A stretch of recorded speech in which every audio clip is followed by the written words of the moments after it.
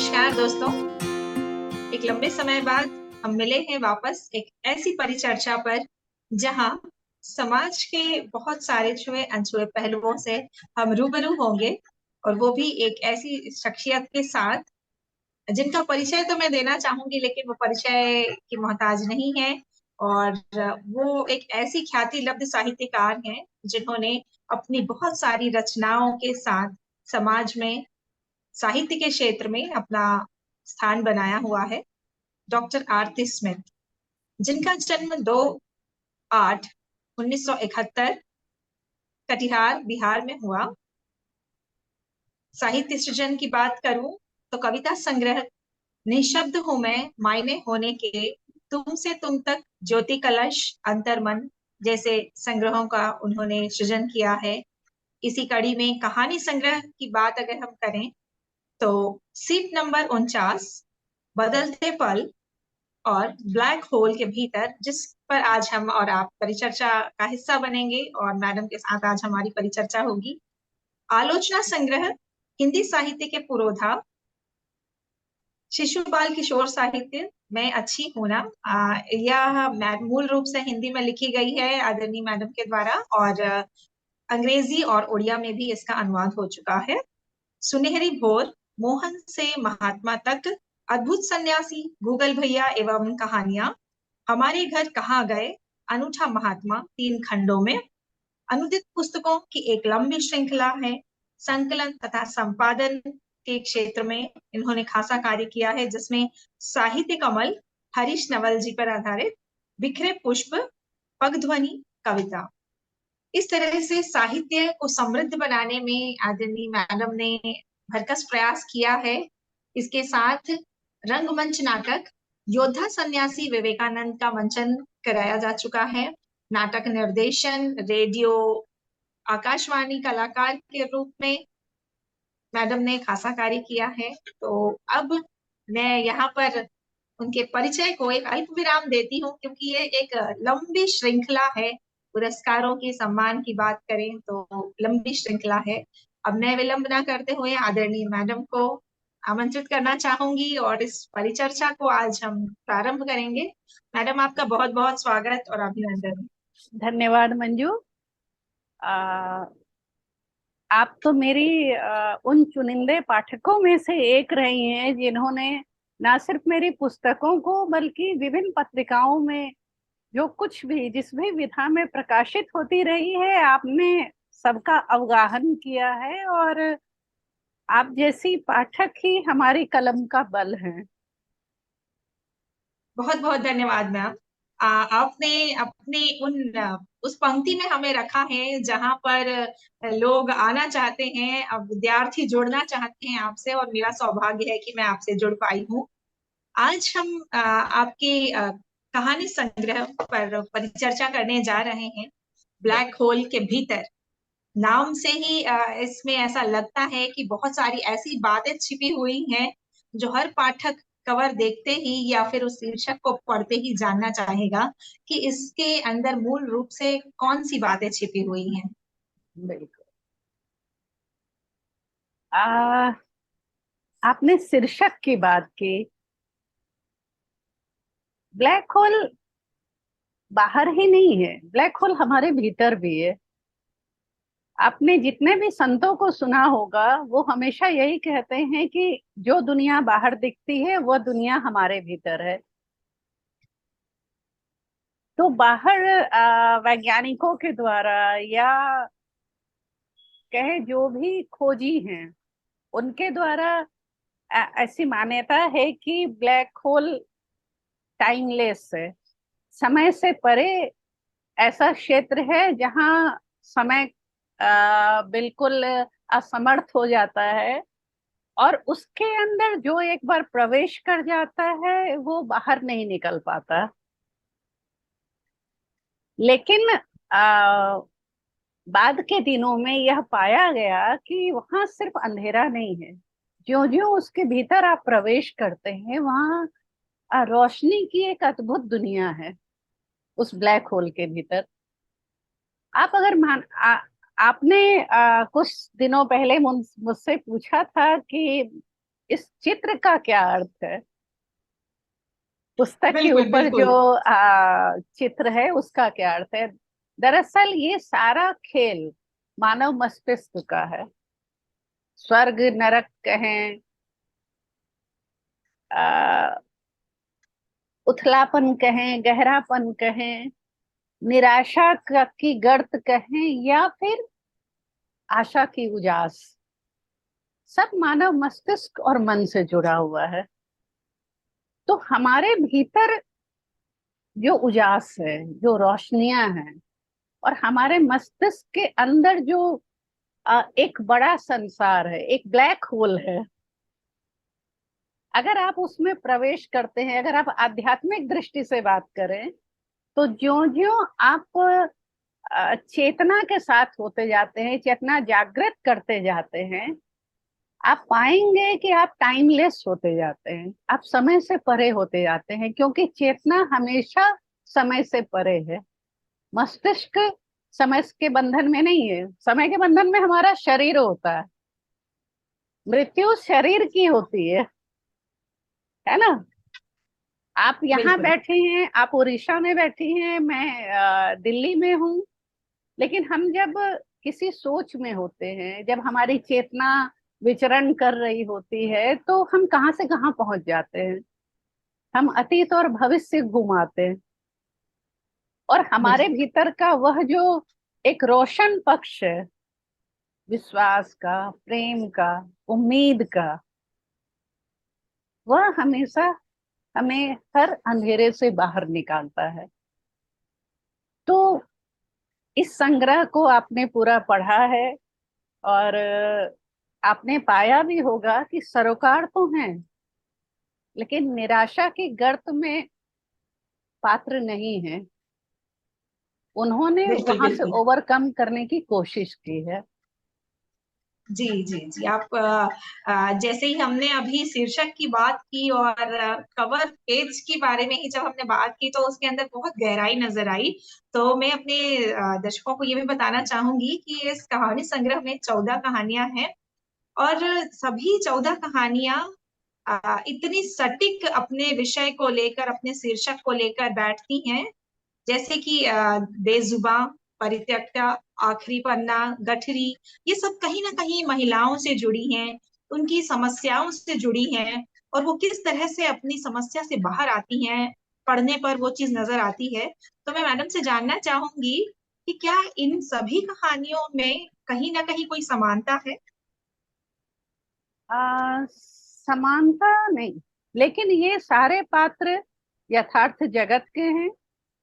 उनकी स्थितियां परिस्थितियां भी इसी जगत की हैं, काल्पनिक नहीं है।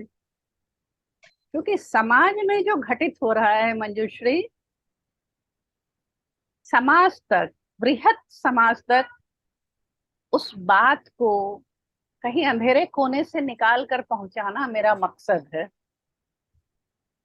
और बिल्कुल स्त्रियों की बात है तो यहाँ जैसा कि आपने खुद कहा कि हर एक अपने आप में मुकम्मल है, तो आपने यह भी पाया होगा कि हर कहानी एक अलग आयाम लिए हुए है। जैसे गठरी है, गठरी एक कस्बाई परिवेश को लेकर है। एक वृद्धा की कहानी है जो कि विधवा है। हम कहते हैं अक्सर कि महानगरों में ऐसा होता है, महानगरों में लोग माता पिता को नहीं देखते, या माता पिता अकेलेपन का शिकार होते हैं और उनको वृद्धाश्रम जाना पड़ता है। इस कहानी के माध्यम से मैंने समाज को यह बताने की कोशिश की है कि ऐसा नहीं है। कस्बों में भी ऐसा हो रहा है, छोटे शहरों में भी ऐसा हो रहा है, जहाँ सबके होते हुए भी एक वृद्धा या एक वृद्ध आ, परिवार के बीच खुद को अकेला पाता है। और उसकी मनोदशा क्या होती है, ये तो पाठक जब पुस्तक पढ़ेंगे तो स्वयं जान जाएंगे।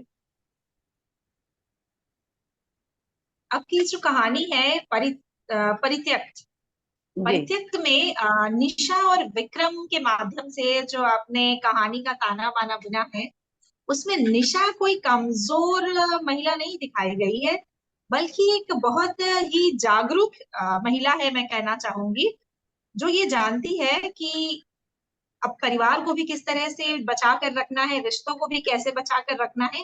लेकिन अंततः वो ये स्वीकार करती है कि इस पुरुष प्रधान समाज में कहीं ना कहीं वो मानसिकता बन जाती है कि वो महिला को ही या नारी को ही दबाना चाहते हैं। तो क्या ये कहीं इसमें सच्चाई है? मैंने जैसा कि पहले ही कहा कि कोई भी घटना या कोई भी स्थिति परिस्थिति काल्पनिक नहीं है। ऐसी कई निशाएं हमारे समाज में हैं जो कोशिश करती हैं कि खास करके मध्यम वर्ग में, मैं तो ये कहूंगी कि मध्यम वर्ग में जो शिक्षित लड़कियां हैं या स्त्रियां हैं, उनके ऊपर दोहरा दबाव होता है। दोहरा दबाव इस रूप में होता है कि उन्हें हर समय इस ताने से बचना होता है कि भाई तुमने पढ़ लिख लिया, तुम जॉब में हो, तो तुम्हारा दिमाग खराब हो गया।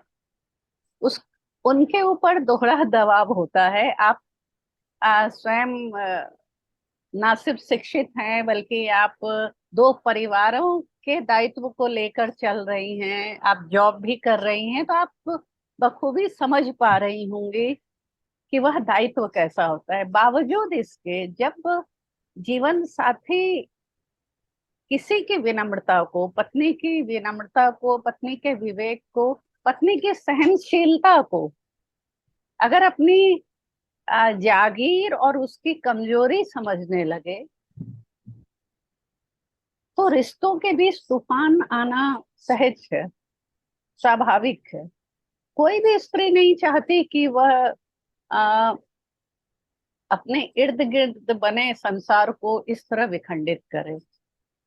वह हमेशा जोड़कर चलना चाहती है। यहाँ मंजुश्री जी, मैं आपसे जानना चाहूंगी कि इस कहानी में आपको क्या लगा? निशा ने जो हार कर अंत में कदम उठाया, वो गलत था या सही? जैसा कि मैं एक सुधी पाठक हूँ, आपके रचनाओं की, आपकी कहानियां कविताएं हैं, तो मुझे लगता है कि निशा का निर्णय ठीक था। और निशा ने एक सही निर्णय लिया, क्योंकि वो एक लंबे समय तक वो चीज सह चुकी थी। और अब सहन की शक्ति इसलिए समाप्त हो गई क्योंकि वहां पे सम्मान खत्म हो गया। क्योंकि सम्मान की जब बारी आती है, तो वो स्त्री हो, पुरुष हो, बच्चा हो, वृद्ध हो, सभी को अपना आत्मसम्मान बचाए रखना बहुत जरूरी है। और निशा ने भी यही किया। निशा ने रिश्तों को खत्म नहीं किया, बस विक्रम के अंदर के अहंकार को वो नष्ट करना चाहती थी, जो कभी हो नहीं पा रहा था। वो रिश्तों में तो तब भी उसको बचा के रखना चाहती थी। बस वो सभी महिलाओं को शायद ये संदेश देना चाहती थी कि धूप है, पानी है, बिजली, तो कहीं चिंगारी है नारी। धूप है, पानी है, बिजली, तो कहीं चिंगारी है नारी। हिला के रख दे इस मही को, है कौन वही तो है नारी। क्योंकि महिला का अर्थ ही है मही को हिला कर रख देने वाली शक्ति। और विक्रम कहीं ना कहीं ये सोच रहा था कि शायद निशा कमजोर पड़ चुकी है, या मेरे दबाव में आकर वो अपना मन बदल लेगी। लेकिन वो सशक्त है, वो एक जागरूक नारी है और एक अच्छी माँ भी है, तो उसका निर्णय मेरे हिसाब से सही रहा। मंजुश्री, संवाद बहुत गहरे तत्वों को बाहर लाता है, इसीलिए परिचर्चा जरूरी होती है। और यहाँ मैं आपका ध्यान एक और ले जाना चाहूंगी। मैंने यहाँ परित्यक्ता नहीं लिखा है, परित्यक्त लिखा है। परित्यक्त, बिल्कुल। परित्यक्ता नहीं है।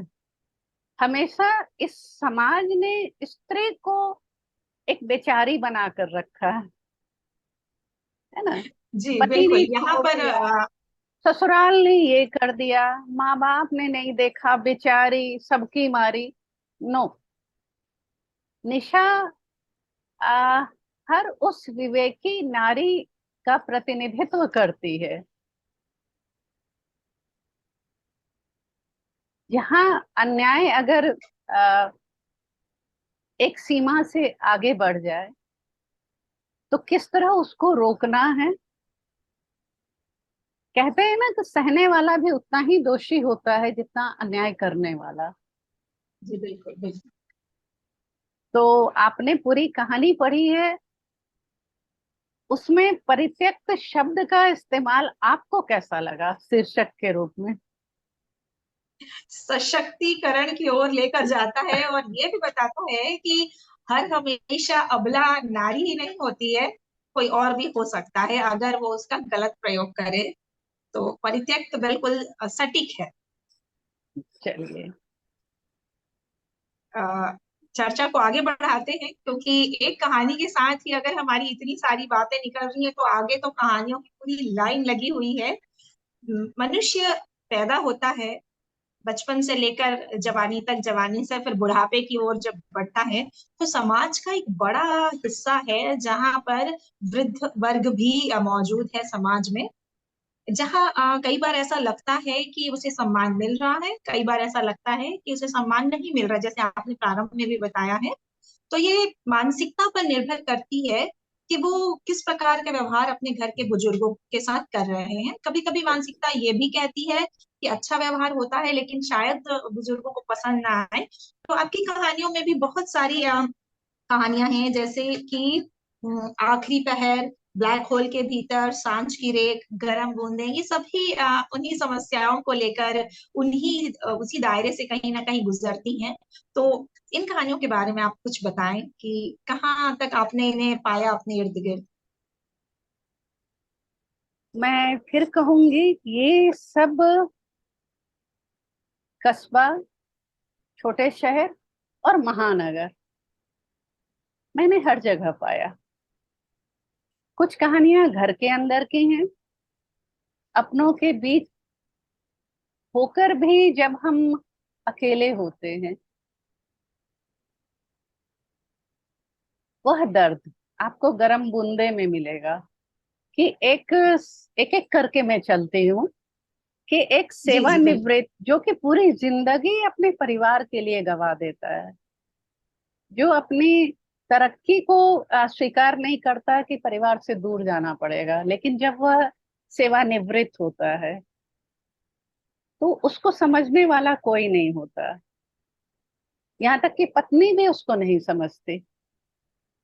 तो आप ये कह सकती हैं कि मैंने सिर्फ स्त्रियों के दर्द को सामने नहीं लाया है, एक पुरुष की मन स्थिति, उसकी पारिवारिक स्थिति, उसकी शारीरिक स्थिति अलग अलग कहानियों में आपको देखने को मिलेगी। तो फिलहाल मैं गर्म बूंदे की बात कर रही हूँ। तो वह किस तरह अपने आप को पूरे परिवार से टूटा महसूस करता है। उम्र बढ़ती जा रही है, 80 वर्ष का हो चुका है, और सबसे अधिक वह कब टूटा महसूस करता है,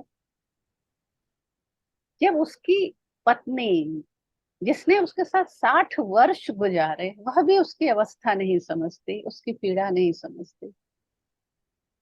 और ये बातें जो दिखती नहीं है लेकिन होती हैं, और अनदेखी बातें कई बार अधिक चोट करती हैं, और व्यक्ति उसको अभिव्यक्त नहीं कर पाता है तो झुंझला जाता है, क्रोधित हो जाता है। लेकिन उसके क्रोध के पीछे यह कारण नहीं होता है कि वह वाकई कठोर है या दिल का बुरा है। अगर वह दिल का बुरा होता तो अकेले में रोता नहीं, है ना? जी अब जी। आप कोई भी दूसरी कहानी ले, आखिरी पहर। मैं संक्षेप में बात बढ़ा रही हूँ, समय को ध्यान में रखते हुए। आखिरी पहर का वृद्ध बिल्कुल अलग है। वह वृद्धाश्रम में रहता है, लेकिन वह वृद्धाश्रम में स्वेच्छया रह रहा है, अपनी इच्छा से रह रहा है। वह परिवार का सताया हुआ नहीं है। उसके बच्चे आज भी उसको बहुत प्यार करते हैं, और उसके बच्चे पूरी केयर करते हैं, उसकी पूरी देखभाल करना चाहते हैं, पूरी सेवा देते हैं। वह वृद्धाश्रम में सिर्फ इसलिए है कि वह अपने जैसे लोगों के बीच रहे, उनकी तकलीफों को बांटे। और जैसा कि आखिरी पहर से गुजरते हुए आपने महसूस किया होगा कि अपनी कोई व्यथा उसने तस्वीर में जड़ी जा चुकी अपनी मृत पत्नी से नहीं की है। उसने वृद्धाश्रम में रहने वाले बाकी जो रहवासी हैं, जो निवासी हैं, उनकी बात की है कि उसको ये तकलीफ है, वह ऐसे है, उसका भाई ऐसे कर गया। अब आप यहाँ देखें कि अगर कोई बाहरी व्यक्ति देखता है तो वृद्धाश्रम सुनकर ही 100 बातें उसके परिवार के ऊपर कहता है, दोषारोपित करता है कि कैसा परिवार था जिसने अपने पिता को यहाँ भेज दिया। कहानी बिल्कुल विपरीत है। पिता स्वेच्छया आए हैं, जिनकी पत्नी उसी आश्रम में गुजर चुकी है। वो सबके दुख को अपना दुख मानते हैं, और उनकी पत्नी जाकर भी उनके जीवन से गई नहीं है। और वो जब रात को नींद नहीं आती है तो वो अपनी पत्नी की तस्वीर की तरफ देखते हुए उससे घंटों बात करते हैं। उस बातचीत में कहीं भी उनकी अपनी पीड़ा शामिल नहीं होती है। क्या शामिल होता है? वो सबके दुख की बात करते हैं और हर बार यही कहते हैं कि मेरा दलजीते बहुत अच्छा है, मेरा बेटा बहुत अच्छा है जो मेरी इतनी केयर करता है। तो मंजूश्री जी, मैं ये दिखाने की या बताने की कह लें कोशिश करती रही हूँ कि जो दिखता है हमेशा वह सच नहीं होता। जो नहीं दिखता है वहां कहीं अधिक गहरा सच छिपा होता है। जैसे घर के अंदर जो बुजुर्ग आपके जाने पे मुस्कुराते हुए आपको मिलेंगे, जरूरी नहीं है कि हर समय उनके चेहरे पे मुस्कान होती है। जरूरी नहीं है 5 लोगों के बीच रहकर भी वो अकेले नहीं है। और जरूरी नहीं है कि जो वृद्धाश्रम में है वह अपने लोगों के सताए हुए हैं। क्योंकि मैं वृद्धाश्रम से जुड़ी हुई हूँ, कई एक वृद्धाश्रमों से जुड़ी हूँ, तो मैंने भीतरी तहों तक पहुंचने की कोशिश की है और उसकी एक वानगी इस कहानी के माध्यम से रखना चाहा है। अगर किसी कहानी विशेष पे आप कुछ और जानना चाहती हैं तो आप अपने विचार भी दें। इन कहानियों से गुजरकर बिल्कुल बिल्कुल, आपको मैं यही कैसा कहना लगा? चाहूंगी। ये एक बहुत अच्छा संदेश है कि जहाँ समाज में ये माना जाता है कि ये सताए गए हैं, लेकिन आपकी हर कहानी में उनके अलग अलग भावों को या फिर उनकी अलग अलग स्थिति को बताया गया है, ताकि ये चित्र स्पष्ट होता है कि हर समय बच्चे गलत नहीं होते या फिर हर समय बुजुर्ग भी गलत नहीं होते हैं। सब अपने अपनी स्थिति में अपने अपने समय के अनुसार सही चल रहा होता है। बच्चे भी अपनी जिम्मेदारियों को निभाते हुए देख रहे हैं बुजुर्गों को। बुजुर्ग भी यही समझते हैं कि अब उनका समय तो लगभग हो चुका है, अब उनकी संतान खुश रहे। तो ये तालमेल बहुत सुंदर तरीके से आपकी सभी कहानियों में जो उस दिशा में जाते हैं, बहुत ही सार्थक सिद्ध होते हैं। आशीर्वाद जाया कहाँ होता है, ठंडक वहां भी होती है जहाँ सूखे पेड़ का साया जहाँ होता है। तो घर में या फिर परिवार में बुजुर्गों का साथ कुछ इस प्रकार का ही होता है, और आपकी कहानियों में भी ये देखने को मिला। इसके बाद में एक कहानी की चर्चा करनी चाहूंगी यहाँ पे, जो कि इन दोनों विषयों से थोड़ी परे है। बरका हाथ, शोषण को लेकर आपने जो कहानी लिखी है, बरका, हाँ। इसके बारे में। बरका हाथ, जी हाँ जी हाँ। ये पहले भी देखा जाता रहा है और आज के समय में भी, वर्तमान में भी ये चीजें चल ही रही हैं। और जैसे आपकी कहानी के जो सभी पात्र हैं या फिर कहानी का जो ताना बाना है वो वर्तमान समय का ही है, तो इस पर कुछ चर्चा हम करना चाहेंगे। कुछ जानना चाहेंगे कि ये कैसे आप इससे जुड़े इस घटना से। देखिए, पिछले कुछ वर्षों में मी टू शुरू हुआ। मी टू की चर्चा बहुत जी हाँ। जोरों से चली। क्या लगता है आपको, सबने अपनी जुबान खोली है? सबने खोली होगी जुबान। अगर आप 3-4 दशक पहले जाएं, 21वीं सदी में अभिव्यक्ति बढ़ी है, निस्संदेह अभिव्यक्ति बढ़ी है। लेकिन 20वीं सदी के अंत में अगर मैं कहूँ, या अंतिम 2-3 दशकों में कहूँ, 20वीं सदी के महिलाओं को तो पता ही नहीं होता था कि यह भी शोषण का एक रूप है। बच्चों को और कहाँ पता होगा, कक्षाओं में तो बताया नहीं जाता था। और छोटे बच्चों को जिस तरह आज स्कूलों में बताया जा रहा है, अवेयर किया जा रहा है, उस समय तो यह नहीं था, लेकिन शोषण ज्यादा था। इसलिए कि जो शोषित है उसको कुछ नहीं पता है, लेकिन जो शोषक है उसको मालूम है कि यह अबोध है, इसको जानकारी नहीं है। समझ रही हैं? जी हाँ जी, बिल्कुल। अब एक 8 साल की बच्ची या 9 साल की बच्ची जिसको कि मालूम ही नहीं है कि यौन शोषण होता क्या है, जिसको यह समझ में ही नहीं आता है कि वह हाथ किसका है, क्योंकि वहां कोई बाहरी पुरुष नहीं है, सभी परिवार के लोग हैं, रिश्तेदार हैं। और उस नासमझी के बीच जो भय उसके भीतर उतरता है, वह क्यों उतरता है, वह किसके प्रति उतरता है, यह तो स्पष्ट है।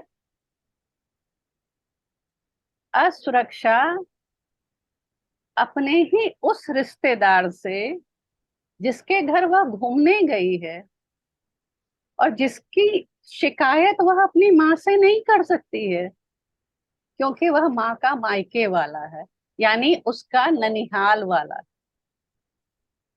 बिल्कुल। अगर आप कुछ दशक पहले जाएं, अब तो ये घटनाएं, अब मुझे लगता है रिश्तेदारों वाली कुछ घटी हैं, या फिर ये कह लें कि बड़े शहरों में आपको कम सुनने को मिलेंगी, ना के बराबर मिलेंगी, लेकिन गांवों में, कस्बों में, छोटे शहरों में यह आज भी जारी है, और पहले अपेक्षाकृत अधिक थी, क्योंकि बच्चा माँ से खुलकर कुछ कहने की स्थिति में नहीं होता था। बेटी हो या बेटा, उसकी बात नहीं सुनी जाती थी। मैंने उस समय की आवाज को, भले ही 40 वर्ष बाद, मैंने उस समय की आवाज को शब्दों का जामा पहनाने की कोशिश की है, और उस दर्द को खींचकर आप लोगों तक लाने की कोशिश की है, जो कि कहीं ना कहीं आसपास घटित हुआ था। सच्चा मन समझता नहीं था, लेकिन कानों में पड़ी हुई वे आवाजें अब कौंधती हैं। जैसा कि आपने इस कहानी के बारे में बताया है, वर्का हाथ, तो ये अगर आज के समय में भी ये घटनाएं हो रही हैं, तो ये हर किसी को पढ़ना चाहिए, ताकि पढ़कर कम से कम माताएं और जो परिवार के सदस्य हैं, जो पुरुष वर्ग है या महिलाएं हैं, वो कहीं ना कहीं तो अवेयर होंगी, वो समझ पाएंगी कि ये सारी चीजें हम हमारे बच्चों तक ना होने दें, बच्चों के साथ ऐसी घटनाएं ना हो। और अगर अपने घर में सुरक्षा का भाव है, तो कहीं पर भी ऐसी घटनाएं ना हो, इसके लिए सभी को सचेत होना बहुत जरूरी है। और क्योंकि ये एक आपके सच्चाई है, सच्ची घटना है। आपके माध्यम से मैं हर एक माँ से यही अपील करना चाहूंगी कि अपने बच्चों की दोस्त बने, बिल्कुल। उनको खुलकर कहने का अवसर दें कि वो किसी से क्यों डर रही हैं या डर रहे हैं।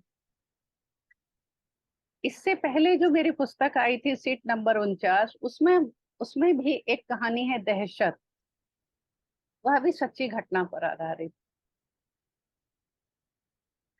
ऐसा हमारे बच्चे कहीं ना समाज में कहीं। क्यों हो रहा है, चाहे वह शहरी परिवेश हो या ग्रामीण परिवेश हो या कस्बाई परिवेश हो। 7-8 साल का बच्चा माँ को कुछ बताना चाहता है लेकिन बता नहीं पाता। बेटियां कहना चाहती हैं लेकिन उनको शब्द नहीं मिलते। माँ सुनने के पहले डांट देती हैं। मेरी अपील है, ऐसी कहानियों को सामने लाने के पीछे सभी माताओं से मेरी अपील है कि आप अपने बच्चे को सुनिए। जी, सुने और समझने की कोशिश करें कि वो जो कह रहा है उसमें कहाँ तक सच्चाई है, क्या है उसके पीछे। या अगर वो आज नहीं सुनेंगे, तो कल को ऐसी कई घटनाएं घटती चली जाएंगी बिल्कुल। और एक बड़ी घटना ऐसा आकार लेगी कि कुछ उसे संभालना मुश्किल हो जाएगा। बिल्कुल। तो एक शिक्षिका होने के नाते मैंने भी विद्यालय में भी अपने बच्चों से, क्योंकि इस उम्र के बच्चे हमारे संपर्क में आते हैं, तो उनसे हमेशा यही कहा है कि अपने घर में जो भी आपके साथ घटनाएं हो रही हैं बाहर, वो बताएं, ताकि आ, कहीं डर का माहौल ना बने और किसी बात के लिए झूठ ना कहना पड़े। तो ये एक बहुत ही सार्थक पहल है इस तरह की कहानियों को सामने लाने का, इस तरह की घटना को कहानी के रूप में सामने लाने का। वैसे ही एक और कहानी है, सांझ की रेख, जो कि शायद हम सभी ने उस परिस्थिति को, उस स्थिति को देखा है, झेला है लॉकडाउन के समय। और लॉकडाउन की घटना अभी सबके लिए बहुत ताजा ही है। तो इस कहानी के बारे में आप थोड़ी सी चर्चा अगर करें तो बहुत अच्छा लगेगा, हम और इसके बारे में जान पाएंगे। अब यहाँ देखिए, यहाँ भी बुजुर्ग हैं, लेकिन यहाँ जी बुजुर्ग जी। ना तो परिवार से सताए हुए हैं, ना उनका किसी से दिल टूटा है, लेकिन उनको उदासी कहाँ से आई? लॉकडाउन के कारण जो मिलना जुलना बंद हो गया, लोगों की आवाजाही बंद हो गई, बच्चों का खेलना बंद हो गया। तो एक ऐसा शिक्षित बुजुर्ग जो सजग नागरिक है, जो आसपास की परिस्थितियों को महसूसता है और विधुर है, लेकिन पत्नी की यादें उसके लिए खजाना है।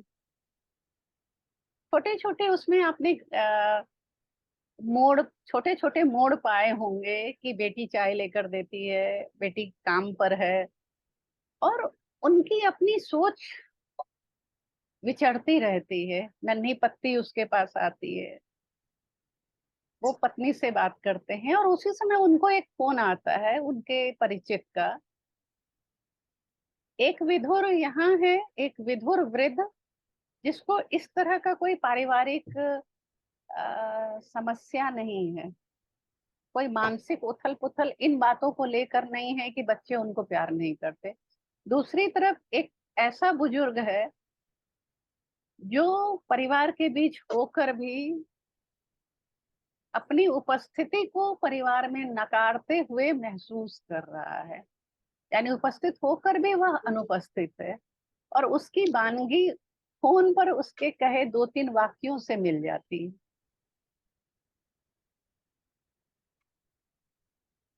निराशा आती है, सब कुछ बंद है, कहीं कोई जा नहीं सकता, कोई मिल नहीं सकता। बुजुर्गों की एक अलग सी चिंता थी कि क्या मैं बिना किसी से मिले इस दुनिया से गुजर जाऊंगा? एक अजीब सी चिंता, क्या मैं किसी को देख नहीं पाऊंगा? और आप यकीन माने, 70% ऐसे बुजुर्ग मुझे मिले जो यही कहते थे, हमें और किसी बात का डर नहीं था। हम बस यही सोचते थे कि क्या बिना किसी से मिले हम चले जाएंगे। यह जो डर है, यह जो कोरोना की वजह से डर आया, और निश्चित तौर पर हम सब ने किसी न किसी को खोया था उस बीच।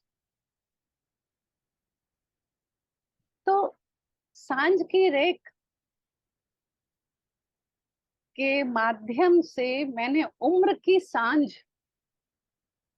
को दिखाने की कोशिश की है, और वहाँ एक ठहराव के साथ उनके मनोविज्ञान पर बात रखने की कोशिश की है। आप बताएं कि इस कहानी ने आपको कितना छुआ? बस यही था कि देखने सोचने का जो नजरिया है, जो बुजुर्ग मन को लेकर हमने बात कही है इस कहानी में, कि उनके लिए रिश्ते कितने जरूरी हैं, वो सबको देखना कितना चाहते हैं, सबके साथ जुड़े रहना चाहते हैं। और अंत में उनके लिए डर का भी यही कारण था कि अगर हम किसी से मिले बिना चले गए तो क्या होगा। तो वो रिश्तों को कितना सहेज कर रखना चाहते हैं। तो ये सबसे ज्यादा जरूरी चीज इसमें लगी, और बाकी तो रिश्तों के चारों ओर ये ताना बाना बुनता गया, और वो समय कितना कठिन रहा, किस तरह से कष्टदायक रहा। तो बस मन में सबसे बड़ी बात थी कि रिश्तों को मैं देखना चाहते हैं, हम जुड़ना चाहते हैं, उनको खोना नहीं चाहते हैं, इस तरह अंधेरे में नहीं बिखरना चाहते हैं, सबके साथ जुड़े रहना चाहते हैं। तो सांझ की रेखा भी कहीं कहीं ऐसे लगती रही कि कहीं ये अपने परिवार की घटना तो नहीं, क्या अपने परिवार में ही शायद ऐसा हो रहा है, क्योंकि हम सब अपने अपने बुजुर्गों के साथ रह रहे हैं, बड़े बुजुर्गों के साथ। तो ये भी कहीं कहानी कुछ अपनी सी लगती रही। इसी सिलसिले में, इस कड़ी में हम जब आगे चलते हैं तो एक कहानी और हम देखते हैं, पाजेब। पाजेब की भी यहाँ पे बात करना चाहूंगी, जहाँ पर माँ की मानसिकता किस प्रकार की है। तो इस पर आप अपने विचार अगर बताएं कि आपने जब इसे लिखा तो आपको क्या लग रहा था कि इसमें किस प्रकार से इसको सामने लाना चाहिए, कहानी क्यों बननी चाहिए इस पर। माँ एक ऐसा शब्द है जो बच्चे के लिए, लड़का हो या लड़की, दोनों के लिए महत्व रखती है, लेकिन माँ जब लड़की को कुछ बंदिशों में बांध देती है तो क्या उसकी मानसिकता सही होती है? माँ क्यों ऐसा सोचने लगती है? तो आप इस पे कुछ बताएं। हाँ, बहुत अच्छा सवाल मंजूश्री। और पाजेब लिखने के पीछे मेरा ध्येय भी यही है। पाजेब बिंब है बेड़ियों का। पायल, पाजेब मतलब पायल। हम हाँ, बेटों को पायल नहीं पहनाते हैं, बेटियों को यह कहकर पायल पहनाते हैं कि रुंझुन करेगा। वो सिर्फ रुंझुन नहीं करता, वो हर समय एहसास दिलाता है कि तुम्हारी सीमा क्या है। बिल्कुल। यहाँ जब आप इस कहानी से गुजर रही होंगी, आपने पाया होगा कि बड़ी होती हुई बेटी जब अपने अंतर्वस्त्र बाहर सूखने डालती है तो उसकी माँ एकदम से विरोध करती है उसका, कि अपने कपड़े यहाँ से हटाओ। बचपन से तो नहीं, लेकिन किशोरा अवस्था से जब लड़की बड़ी होती है उसके अंदर कई तरह के हार्मोनल चेंजेस होते हैं। एक तो वह स्वयं से जूझ रही होती है, अपने बदलाव से जूझ रही होती है। दूसरी तरफ जब घर में इस तरह की छोटी छोटी बातों को लेकर उसको यह एहसास दिलाया जाता है कि तुम लड़की हो, तुम बड़ी हो रही हो, और उसको साफ साफ एक भेद दिखाया जाता है कि लड़का यानी तुम्हारा भाई, उसके कपड़े, उसका कुछ भी, यानी वह कैसे भी रह सकता है, उस पर कोई बंदिश नहीं है। तुम लड़की हो तो तुम्हारे अंतर वस्त्र भीतर सूखने चाहिए, बाहर नजर नहीं आने चाहिए, वह शर्म की बात है। जबकि पिता ऐसा नहीं सोचते, पिता अपनी बेटी को बोल्ड बनाना चाहते हैं। वो जमाने से आ, अगर कोई उसके खिलाफ कुछ करता है तो उससे वह पूरी शक्ति से लड़ सके, इस योग्य बनाना चाहते हैं अपनी बेटी को। और बेटी वैसी बन रही है, लेकिन माँ इस बात को मानने को तैयार नहीं है। कहानी की शुरुआत ही अंतर्वस्त्र को लेकर हुई है, बिल्कुल। और बेटी एक सीमा के बाद विरोध शुरू कर देती है कि नहीं हटाऊंगी और तुम भी नहीं हटाओगी। बात कपड़े की नहीं है, बात उस बंदिश की है जो कि 21वीं सदी में भी बेटियों पर थोपी जा रही है। आपने गौर किया होगा कि कहानी का परिवेश कोई गांव का नहीं है, कस्बे का भी नहीं है, छोटे शहर का भी नहीं है, महानगर का है, लेकिन सोच ग्रामीण है, सोच कस्बाई है। क्योंकि माँ छोटे शहर की है और माँ ने यह सब झेला है, तो उसका जो अवचेतन मन है वह कहीं ना कहीं अपनी माँ को अपने भीतर बसा लेता है।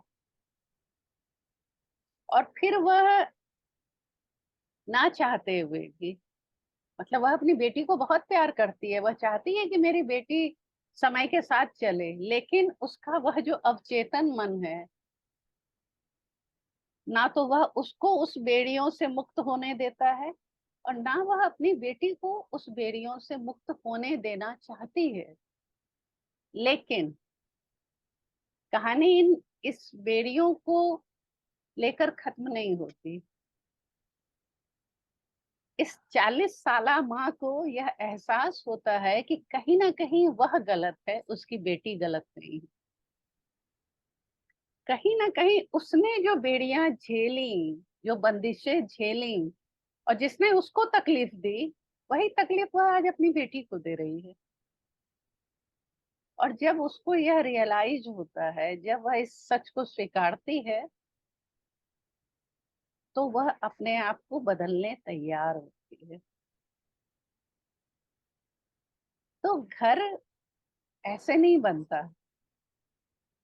कई छोटे छोटे नगीने होते हैं, अगर आप उसको सही जगह लगाते हैं तो वो चमकते हैं। अगर आप उसको जमीन पे कहीं कहीं फेंक देते हैं तो वो पाँव में आपके बहुत गहरे तक धंसेंगे, और वह जो दर्द है वह कांटे से अधिक होता है। इस कहानी में आपने एक जगह पाया होगा, जब बेटी कहती है, पापा आप मम्मी क्यों नहीं हुए? हाँ, बिल्कुल। पापा आप पिता समय मम्मी के क्यों साथ नहीं बदल हुए? रहे हैं। जी। तो ये क्यों सोच रही है? ये ऐसा क्या हो गया? तो कहीं ना कहीं मैंने यह, वो आपकी आप स्वयं माँ हैं और किशोरी बेटियों की माँ हैं, तो आप इस कहानी को जी रही होंगी, ऐसा मुझे लगता है। बिल्कुल बिल्कुल, मैं ही नहीं, मेरे उम्र की जो सभी माएं हैं इस दौर से गुजर रही है, क्योंकि वो उम्र हमारी 20 साल पीछे छूट चुका है, और हमने भी वो चीजें सुनी हैं। और अब वो समय आ गया है कि हम अपने बच्चों को वो बताएं या ना बताएं, क्योंकि समय बदल गया है। और अगर हम नहीं बदले तो फिर वो रूढ़िवादिता वैसे ही आगे चलती चली जाएगी, और हम चाह के भी हर चीज को समान नहीं कर पाएंगे। तो यहाँ पर आपकी ही कविता की पंक्तियां कुछ कहना चाहूंगी कि उड़ान कम नहीं होती, चाहे पाँव बंधे हो या छिले, जिंदगी पाती है नायाब रूप उड़ान की ऊंचाई से। तो बदलना जरूरी है, उड़ना जरूरी है, समय के साथ चलना जरूरी है। तो ये कहानी माँ बेटी, एक परिवार, सभी को ये संदेश देती है कि बदलाव जरूरी है।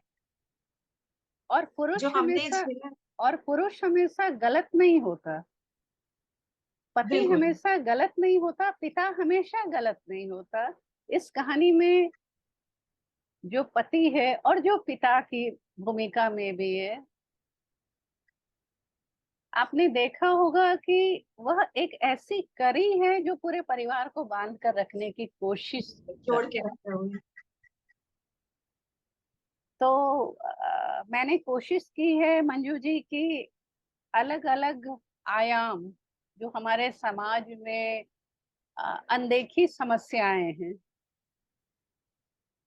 उसके अलग अलग आयामों को मैं सामने ला सकूं कहानी के माध्यम से। इसी तरह आपको कुछ और भी कहानियां मिल जाएंगी। बिल्कुल, एक कहानी की तो हम बात यहाँ जरूर करना चाहेंगे। जैसे कि आपने अभी तक की जितनी कहानियां हैं उसमें आपने समानता बनाए रखा है, वो चाहे स्त्री हो पुरुष हो, दोनों के दर्द को सामने लाने की कोशिश की है। तो बेजुबान कहानी में आपने ऐसी कौन सी खासियत देखी कि आपको बेजुबान जो कहानी है उसे लिखने का विचार आया, जो कि दलित बस्ती से जुड़ी कहानी है। तो इसके बारे में एक छोटी सी बात चर्चा तो जरूर होनी चाहिए कि ये कैसे उपजा। बेजुबा जो शब्द है, क्या ध्वनित करता है? मैं आपसे पूछती हूँ, क्या ध्वनित करता है? जिसकी जुबान नहीं है या कोई आवाज जो उठा नहीं सकता। बिल्कुल। तो कई बार हमारे पास स्वर तो है, लेकिन उसको कुंठित कर दिया जाता है, परिवार की ओर से, समाज की ओर से, या कुछ परंपराओं का भी दबाव होता है। तो यहाँ मैं परंपराओं पर नहीं जा रही, परिवार और समाज की बात करती हूँ। हमारे समाज में उनको भी बेजुबान कहते हैं जिनको हमारे समाज ने एक औसत मानव की जिंदगी जीने का हक नहीं दिया। मैं जाति विशेष की बात नहीं करती हूँ, क्योंकि वर्तमान में सिर्फ वर्ण से कोई दलित नहीं होता। अगर वह धनी है तो वह आपसे बहुत बेहतर है, लेकिन अगर वह गरीब है तो जितनी बंदिशें होती हैं, सामाजिक बंदिशें, वो उनके ऊपर होती हैं।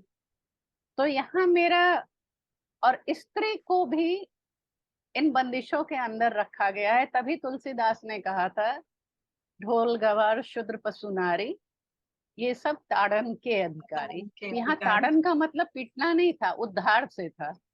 हाँ। ढोल गवार शूद्र पशु नारी, यहाँ गवार का भी अर्थ ग्रामीण मात्र से नहीं था, उस व्यक्ति विशेष या समूह विशेष पर था जिसको सारे अधिकार प्राप्त नहीं है। स्त्रियों को सारे अधिकार प्राप्त नहीं है। बेजुबां कहानी में आपने दोनों चीजें पाई होंगी। एक धनाढ़ परिवार की स्त्री, ठाकुर की पत्नी, जिसके पास सारे ऐशो आराम है, वह मुंह खोले उसके पहले चीजें हाजिर हो जाए, हाजिर हो जाते हैं। लेकिन क्या अधिकार नहीं है उसके पास? वह पुरुषों के मामले में दखल नहीं दे सकती। दखल नहीं दे सकते।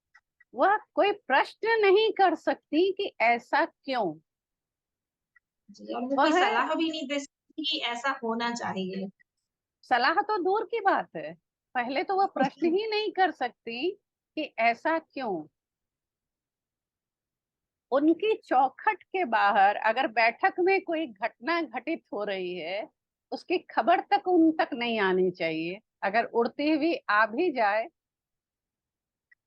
तो वह उस पर अपने विचार नहीं रख सकती हैं। इस कहानी में आपने यह भी गौर किया होगा कि कहानी एकालाप में है, लेकिन समालाप या संवाद जैसा प्रतीत होता है। कहानी एकालाप में है, बिल्कुल। लेकिन हर जगह आपको लगेगा कि दो बात कर रहे हैं। बातें हो रही। और संवाद भी स्त्री स्त्री में है। स्त्री स्त्री भी कौन है? तीन पीढ़ी है वहां पर। एक बुजुर्ग महिला, उसकी देवरानी जो उससे छोटी है, जो उस बुजुर्गियत की ओर बढ़ती महिला की दृष्टि में युवा है, पढ़ी लिखी है, सलवार कुर्ता पहनती है। उसमें एक जगह यह है ना कि तुम तो बाहर जाती हो तो सलवार कुर्ता भी पहनती हो। आपको तो पहनती। यानी बिल्कुल। सलवार कुर्ता पहनना जिस स्त्री के लिए एक सपने जैसी बात हो, एक आधुनिकता जैसी बात हो, और वह हैरान होती है कि क्या तुम भी नहीं जानते क्या घटित हो रहा है इस हवेली के भीतर। फिर वह अपनी बेटी से पूछती है, एक ऐसी बेटी से जिसको पूरी हवेली, मतलब हवेली का हर व्यक्ति प्यार करता है, लेकिन वह बेटी भी कहती है नहीं, अगर मैंने यह सवाल किया तो कल से मेरी पढ़ाई बंद कर दी जाएगी। यह जो भय है, यह जो पुरुष का आतंक है, यह जो वर्चस्व की लड़ाई है, और अंत में वह महिला यही कहती है कि हमारे पास जुबान थी ही कब, जी हाँ।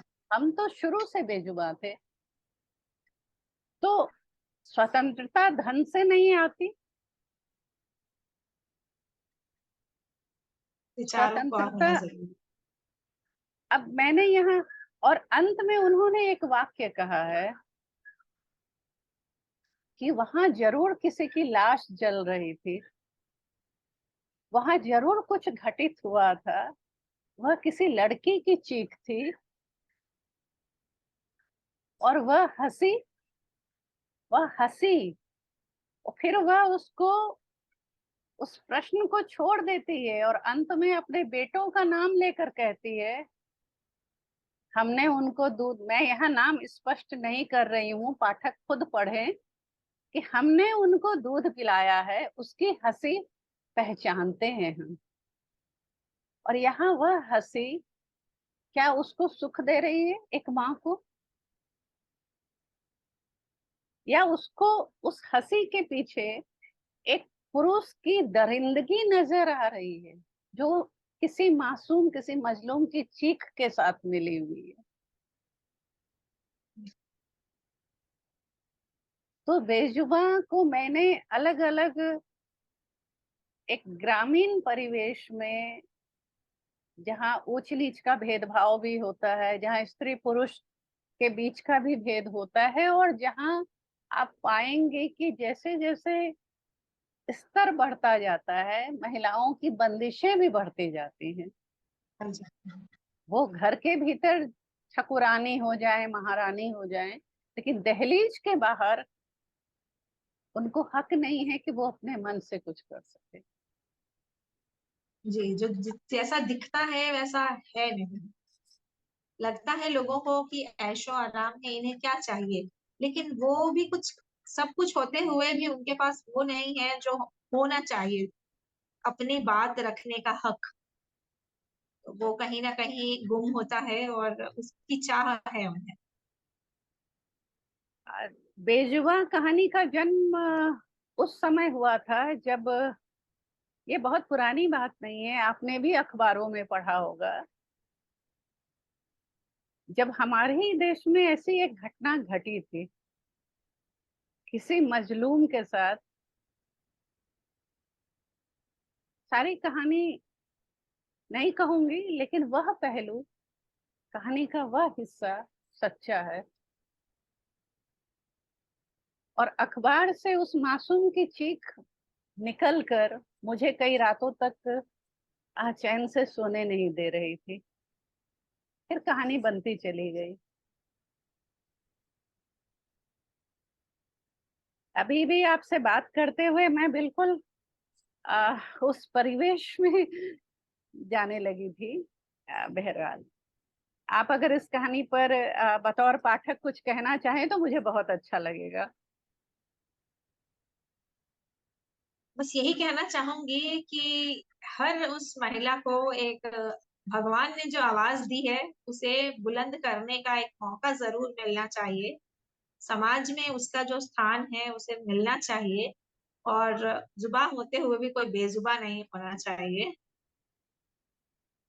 इससे आगे तो जब सभी इसे पढ़ेंगे तो अपनी अपनी राय एक बनती चली जाएगी। लेकिन मुझे ये लगता है कि हर किसी को अपने हिस्से का अधिकार जरूर मिलना चाहिए। वो केवल दिखावटी नहीं होना चाहिए, केवल बाह्य आडंबर नहीं होना चाहिए, उसमें उसमें कुछ सच्चाई होना चाहिए। केवल थोथेपन से समाज नहीं चलता है। वो भी कहीं ना कहीं सशक्ति होंगी, अपनी सारी चीजें होते हुए भी वो सशक्ति होंगी। तो बस इसकी बाहर जरूर आनी चाहिए। और इसका जो शीर्षक दिया गया है बेजुबा, बहुत ही सार्थक सिद्ध होता नजर आता है। यहाँ मंजूश्री, मैं आपको आपका ध्यान एक और ले जाना चाहूंगी।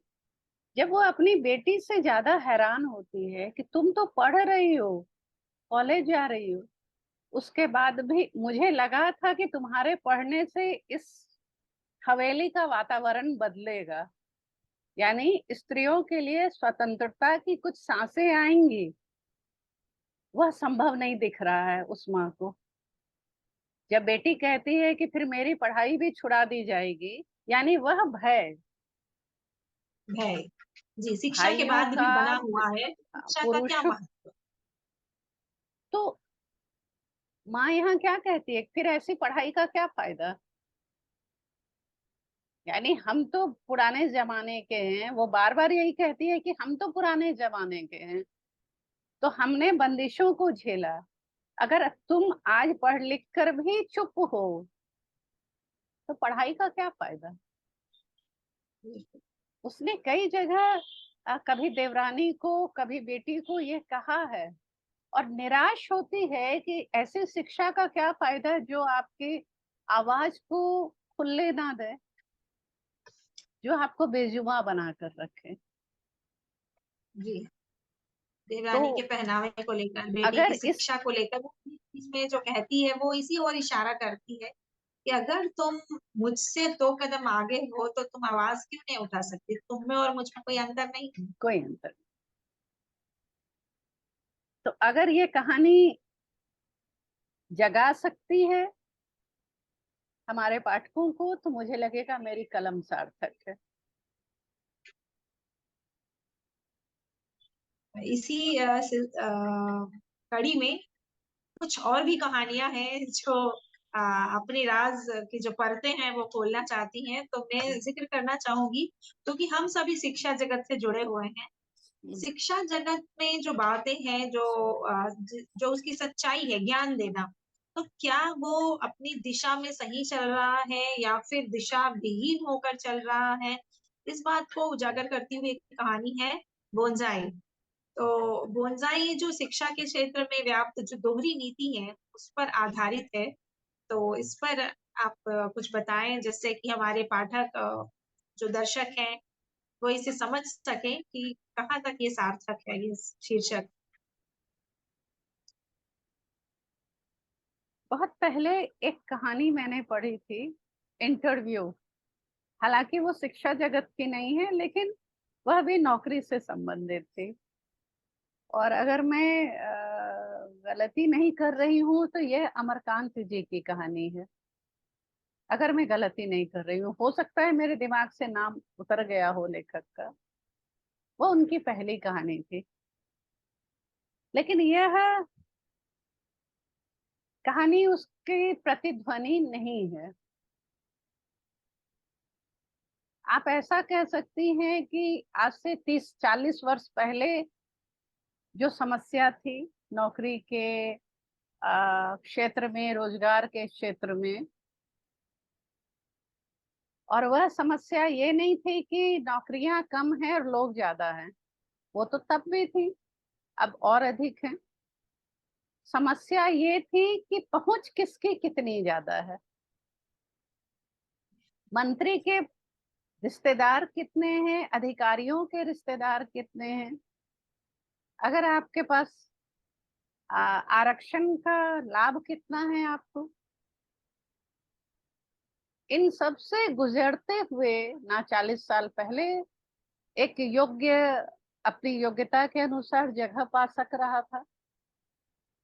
ऐसा नहीं था कि कोई नहीं पा रहा था, लेकिन औसत अगर आप देखें तो अपेक्षाकृत कम था। और आज 30-40 वर्ष बाद भी यही स्थिति है। बल्कि अब तो अगर आप जा रहे हैं साक्षात्कार देने के लिए, तो आपको कई लोग पहले बता देते हैं कि यहाँ तो इनका होना है, यहाँ तो उनका होना है। तो जब सब कुछ बाहर खुलेआम प्रचारित है, प्रसारित है, सबको मालूम है,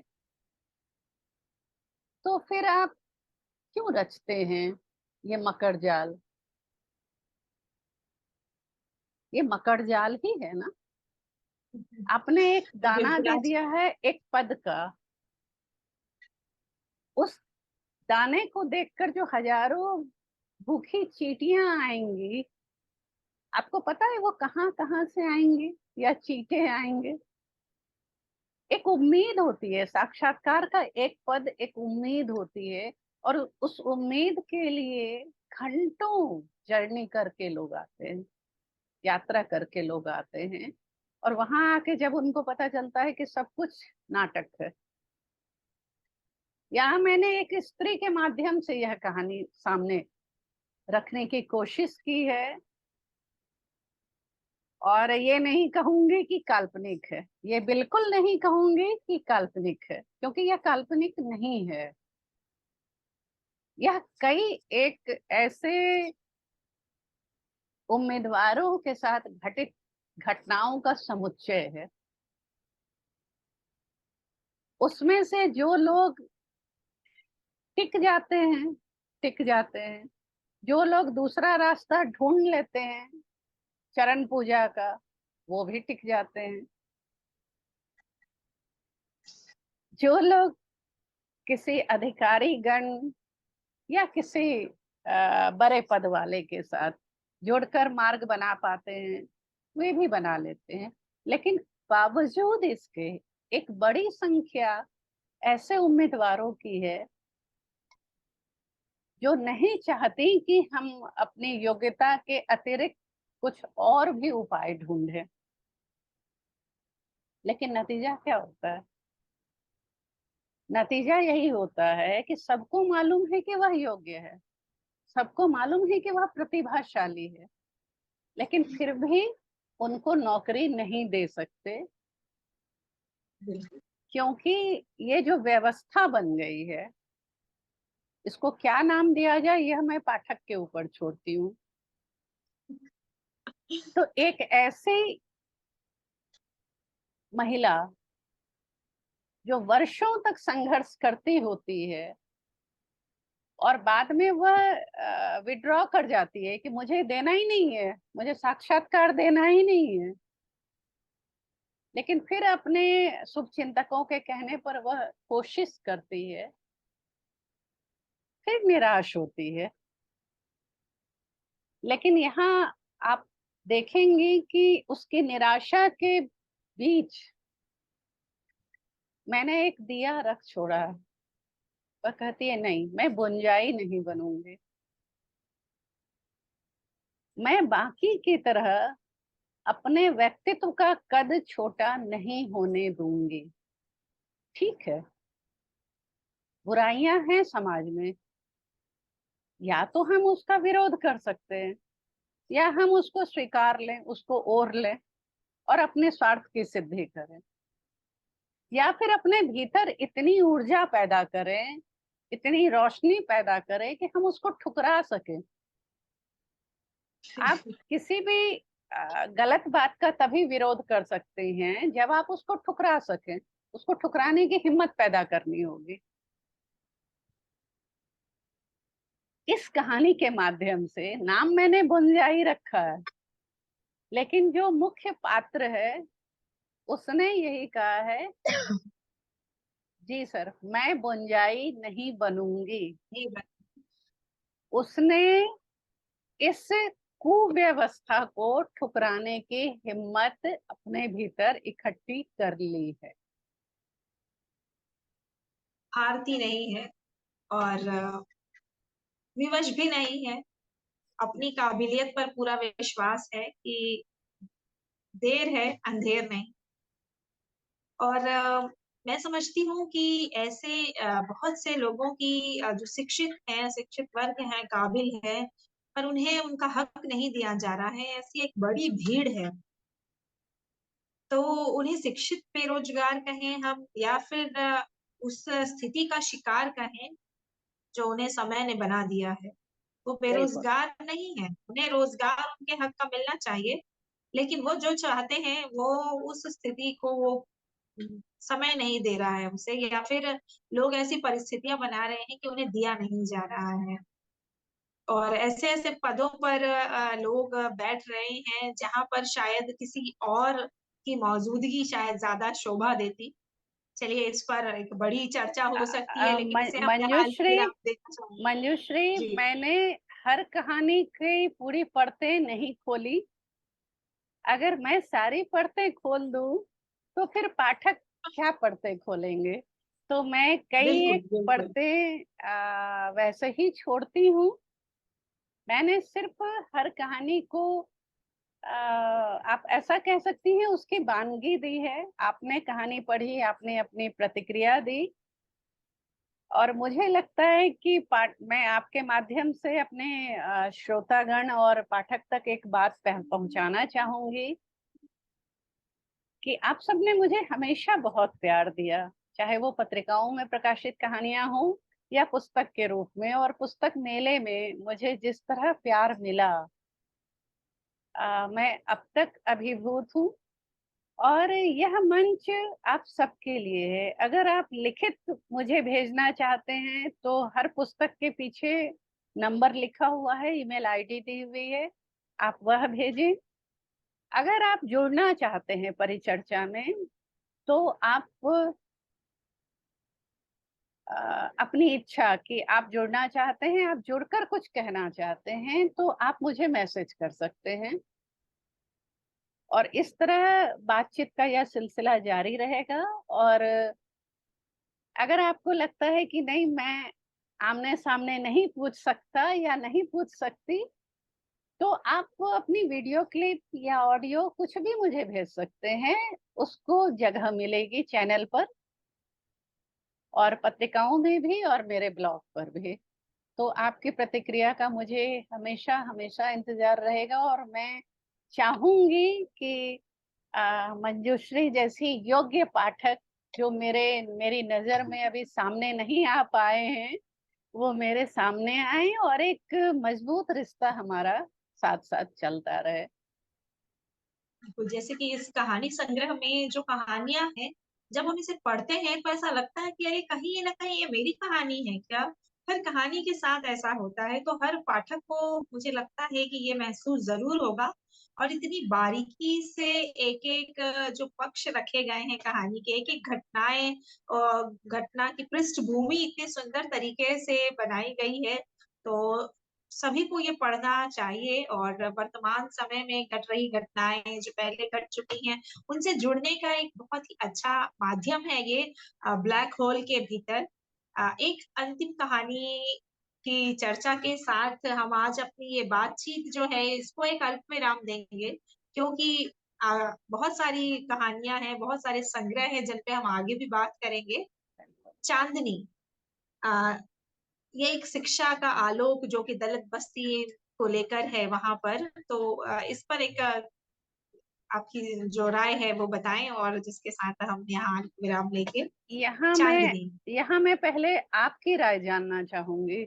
आपको पढ़कर क्या महसूस हुआ, क्योंकि आप एक शिक्षिका भी हैं, और आप एक ऐसी शिक्षिका हैं जो बच्चों को अपनी ओर से पुस्तकें खरीद कर तोहफे में देती हैं, ताकि बच्चों में नैतिक गुणों का विकास हो, उनमें पढ़ने की रुचि जगे। जी हाँ, यहाँ पर मैं इस कहानी में मुझे ये लगा कि शिक्षा एक ऐसी चीज है, या शिक्षा एक भाव है, या क्या कहूँ, जिस पर सबका अधिकार है। तो अगर ये ऐसी जगह में पहुंचता है जहां पर इसका पहुंचना दुर्लभ हो गया है माना जाए, और वहां जब वो पहुंच जाता है तो वो एक रोशनी के रूप में, वो एक चांदनी के रूप में बिखर जाता है, और सबके चेहरों पर एक खुशी ही लाकर छोड़ता है। तो चांदनी ऐसे ही जहां पर शिक्षा पहुंची है और उसे पाकर बच्चे किस प्रकार खुशी का अनुभव कर रहे हैं, ये चीज हम देख पाते हैं। बिल्कुल सही, आपने वो सब कह दिया जो मुझे कहना था, मंजूश्री जी। और एक लेखक के लिए इससे बड़ी खुशी की बात क्या हो सकती है कि उसके उद्देश्य को पाठक समझ ले। और मैं फिर कहूंगी कि आप जैसी सुधी पाठक, जो हमेशा पढ़ते खोलती हैं, मेरी हर विधा को आप पढ़ती हैं और उस पर आप बात भी करती हैं। हर एक के जीवन में चांदनी का वही महत्व है, और जीवन में चांदनी आती है शिक्षा से। और ये चांदनी का यहाँ अर्थ है कि दर्प नहीं, ज्ञान, विवेकपूर्ण ज्ञान, जिस पर हर एक का अधिकार है, जो हर एक तक पहुंचना ही चाहिए, हर एक को मिलना ही चाहिए। तभी हम कई तरह के अंधकार जो कि दिखते नहीं है उससे उबर पाएंगे। आज आपके साथ बात करके बहुत अच्छा लगा, मंजूश्री। मुझे भी बहुत खुशी हुई कि जिन्हें मैं पढ़ रही थी उनके साथ आज बैठकर हम इसी पर बातचीत कर रहे हैं, जो इतनी सारी कहानियां मैं पिछले 10-15 दिनों से पढ़ रही हूँ, और उनके बारे में और भी ज्यादा जानने का एक मौका मिला है। तो जो कहानियां हमने देखी यहाँ पर, जिनके बारे में चर्चा की, तो जहाँ पर एक समानता नजर आती है, सभी के कष्टों को यहाँ पर आपने संजोया है, चाहे वो स्त्री हो या पुरुष, वो वृद्ध हो या बच्चे हो, या फिर किसी भी वर्ग या किसी भी जाति समुदाय से जुड़े हो, सब में समानता को लेकर आपने अपनी पैनी नजर रखी है। आपकी कलम का जादू हमेशा की तरह ब्लैक होल के भीतर भी बिखरा है। और एक बहुत ही महत्वपूर्ण बात, कि ये जो आपकी कहानी संग्रह है ब्लैक होल के भीतर, इसको आपने समर्पित किया है आदरणीय हरीश नवल जी को। तो उनके 76वें जन्म दिवस पर, तो यहाँ पर हम अपने दर्शकों को बताना चाहेंगे कि आदरणीय हरीश नवल जी, जो कि साहित्य कमल जिन्हें मैडम ने संबोधित किया है, उनका आशीर्वाद इस संग्रह पर है। और वे एक अत्यंत, एक बहुत ही बड़े साहित्य साधक हैं, जिनसे मैं भी एक बार मेरी भी बातचीत हुई है। तो मैडम, आपने उन्हें समर्पित किया है, आपको कैसा लगा? नवल सर से मेरी मुलाकात 13-14 वर्ष पहले हुई। और जैसे कि आपने बुंजाई कहानी पढ़ी, उसमें जो सकारात्मकता उस स्त्री में बची रह गई, वो ऐसे ही व्यक्तित्व का कमाल था। यानी कहीं ना कहीं एक अभिभावक का कैरेक्टर बिल्ड करते हुए, चरित्र निर्माण करते हुए, आपके सामने कोई एक पात्र होता है। जब आप पात्र का व्यक्तित्व रचते हैं, चरित्र रचते हैं, तो यथार्थ जीवन में कोई एक चेहरा, कोई एक व्यक्तित्व आपके सामने घूमता नजर आता है। तो मुझे कहने से कोई परहेज नहीं कि आदरणीय नवल सर, हालांकि मुझे उनसे पढ़ने का अवसर नहीं मिला है, मैं हिंदू कॉलेज की छात्रा नहीं हूँ, लेकिन उनका स्नेह और उनका मार्गदर्शन हमेशा मिला है, और उन्होंने अपने छात्रों को बहुत दिया है। तो नवल सर को यह पुस्तक समर्पित करके मैंने बस अपने भाव अर्पित किए हैं, भाव पुष्प अर्पित किए हैं। और बातचीत खत्म करने से पूर्व मैं इस पुस्तक के प्रकाशक, अद्विक प्रकाशन के कर्ता धर्ता अशोक गुप्ता जी को धन्यवाद देना चाहूंगी। बहुत बहुत धन्यवाद मैडम आपका। आपने आज इस ब्लैक होल के भीतर जो कहानी संग्रह है, इस पर एक सार्थक बातचीत हमारे साथ की, कहानी की परतें खोली और पाठकों को जिज्ञासा से भर दिया कि वो इस कहानी संग्रह को पढ़ें। आपका बहुत बहुत धन्यवाद। सभी दर्शकों को धन्यवाद कि वे हमारे साथ जुड़े, और इसी के साथ इस बातचीत को मैं यहाँ पर अल्पविराम देती हूँ, और इसी वादे के साथ मैं मंजुश्री वेदुला आपसे विदा लेती हूँ कि अगली पुस्तक के साथ, अगली कहानी संग्रह या कविता संग्रह के साथ आपसे मैं पुनः जुड़ूंगी। तब तक के लिए धन्यवाद।